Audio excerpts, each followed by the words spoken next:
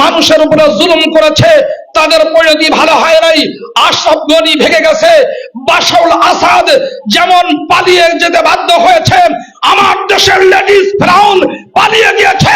নতুন কোন ফিরাউন যেন আমার বাংলাদেশে তৈরি না হয়, এই জন্য আমাদেরকে ইস্পাত কঠিন হয়ে চেষ্টা করতে হবে, জিহাদ করে যেতে হবে।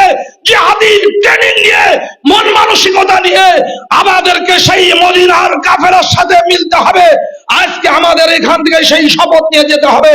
হযরত আশিকে কোরআন ছিলেন, ছাত্রদেরকে কোরআনের প্রতি আগ্রহী করে তুলতেন। মওলানা হেমায়েতুদ্দিন সাহেব হুজুর আমাকে রমজান মাসে জিকরুন নবী নামক একটি কিতাব অনুবাদ করতে দিয়েছিলেন। হুজুরের কাছে যখন বললাম, হুজুর অনেক কথা বলেছেন, বললেন বাজি হ্যাসের কথা কয়েন না, কোরআনের মাসে কোরআন নিয়ে ব্যস্ত থাকবেন। আলহামদুলিল্লাহ প্রায় ৪৭ বছর তারাবি পড়ানোর সুযোগ আল্লাহ তাআলা দিচ্ছেন। আপনাদের কাছে দোয়া চাই যেন মৃত্যু পর্যন্ত তার কালামকে বুকে ধারণ করে আমি থাকতে পারি এবং এই কোরআন নিয়ে যেন আল্লাহ তাআলার দরবারে হাজির হতে পারি। হযরত আমাদেরকে কোরআনের প্রতি আগ্রহী করে তুলেছেন, এলেমের প্রতি আগ্রহী করে তুলেছেন এবং চেষ্টা করেছেন কোন ছাত্র যেন বিপদগামী না হয়। যাকে যেইভাবে কাজে লাগানো দরকার কাজে লাগাবার জন্য চেষ্টা করেছেন। আমরা সেই স্মৃতিধন্য হযরত রহমাতুল্লাহ আলাইহির প্রতিষ্ঠিত মাদ্রাসায় আসছি। হযরতের সেই চিন্তা চেতনাকে সামনে বাড়াবার জন্যে আমাদের চেষ্টা অব্যাহত রাখা দরকার। আমাদের যেই সমস্ত ভাইয়েরা বন্ধুগণ উলামায়ে কেরাম এখানে এসেছেন, এখন দুনিয়া ডান বামে বিভক্ত হয়ে পড়েছে।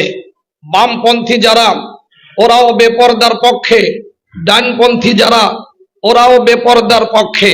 বামপন্থী যারা ওরাও সুদী কারবার সাথে জড়িত, ডানপন্থী যারা ওরাও সুদের বিপক্ষে নয়। বামপন্থী যারা ওরাও মানব রচিত আইন প্রণয়ন করবে, প্রতিষ্ঠা করবে। ডানপন্থী যারা এরাও ব্রিটিশের গোলামি করবে, কেউ বা দিল্লির গোলাম, কেউ বা আমেরিকা এবং ব্রিটেনের গোলাম।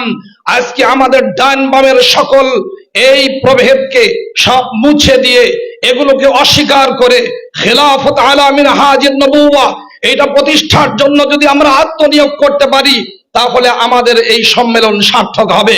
হযরত সারা জীবন স্বপ্ন দেখেছেন খেলাফতের এবং সত্যিকার ইসলামী শাসন প্রতিষ্ঠার জন্য, যেই দিন কায়েমের জন্য সংগঠনের জন্য কাজ করেছেন।